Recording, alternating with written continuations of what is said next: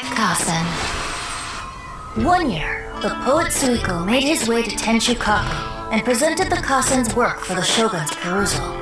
But a page from the works of Aoi no Okina had been torn out, and Suiko was questioned regarding the matter. Suiko pleaded guilty. He admitted to drinking at the tavern the night before, and vaguely recalled a mysterious figure approaching while he was intoxicated. That figure was none other than Aoi no Okina himself. This turn of events had begun with an unnamed individual, under whose coercion Aoi no Okina was forced to take drastic measures to retrieve a page of poetry. He knew nothing of this individual's true intentions. All he knew was that the poem had to do with an old acquaintance, Akahito. Akahito had once belonged to the 5 Kasen. Each poem he composed, he marked with a scarlet red seal, hence the Aka in his name.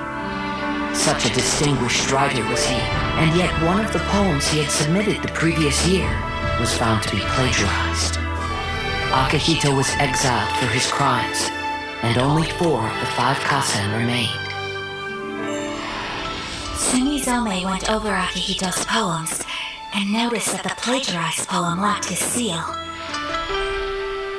She immersed his poetry in a stream nearby, and only on the plagiarized poem did the ink run. Aoi no Okina passed by and witnessed Sumizome's doing, which he then recorded in the poem. Thus transpired the events of Suiko's poetry submission, and this is where the story comes to an end.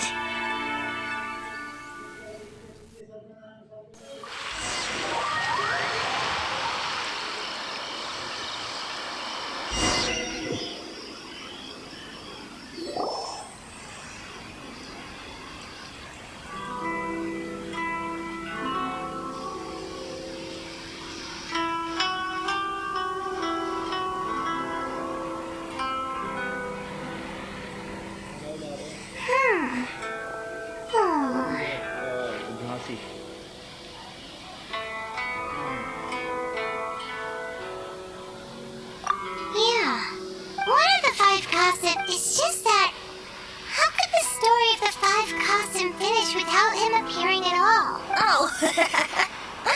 Oh, have you really not noticed? Huh? Not noticed what? What he means is that the story of Kuronushi was already embedded within the 4 poems. Huh? Really? That's right. The key lies in the poem that Aoi no Okina wrote after seeing Sumizome rinsing the poetry collection. An average person could never understand the scene of a young girl washing Akahito's poetry collection in a stream. Even Aoi no Okina couldn't figure out the meaning behind Sumizome's actions. He was simply reminiscing and thinking about his old acquaintances. However, for the perpetrator who framed Akahito, it was completely obvious. He was worried that if this poem was seen by the shogun, then the shogun could discover the truth behind the plagiarism incident. If that happened, then he'd be finished. So in desperation, he threatened Aoi no Okina to make him tear out this poem.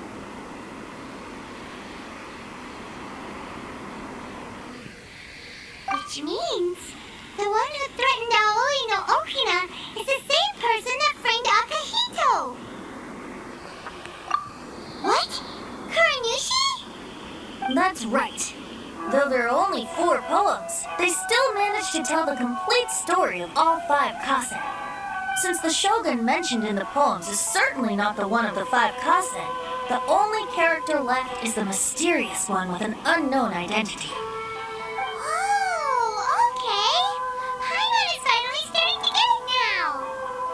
However, this also brings something else to mind. The story of the 5 Kasen has more or less reflected everything that's been happening around us lately. Which begs the question, is there a Kuronushi in our world as well? A Kuronushi? In our world? Speaking of which, I wonder if our dear Kazuha has come up with anything. Oh, right! Kazuha! He's been pretty quiet this whole time. Let's ask him! Here's your drinks!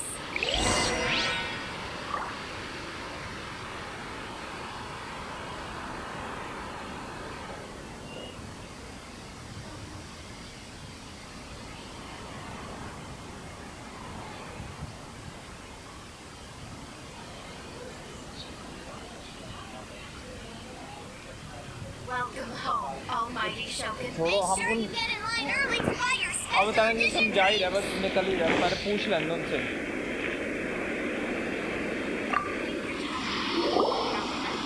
Hey, Kazuha! Are you okay? You've been standing in front of this blank canvas for a while, and you don't look... Apologies for making a wild assumption, but Yes, a few things did come to mind, actually. However, they were nothing more than some past. I don't mind sharing the stories, but Hey, we're all friends here, Kazuha. You can always tell us whatever... Kaidehara, please forgive my assumption, but perhaps you were thinking of the Raiden Gokuden? Raiden Gokuden? What's that? it appears that Miss Kamisato and I were thinking of the same thing. But it also has much to do with the Yashiro Commission. It would be improper to speak of it here without the consent of Miss Kamisato. It's fine. Those of us here are all trustworthy, so there isn't any harm in it. However, this matter is somewhat complicated and may be difficult to explain. Let me start with the Raiden Gokuden. As you all know, the Yashiro Commission's the Raiden Gokuden were once the top 5 schools of the forging art in Inazuma. Although these families were swordsmiths by craft, they also held many important positions in the Unfortunately, of the 5, only the Aminama art still maintains its artisan lineage. The descendants of the Ishin art... Whoa! We knew Kazuha came from a noble family, but we had no idea about his connection to the Yashiro Commission and sword making. Yes, but that's all part of the past now.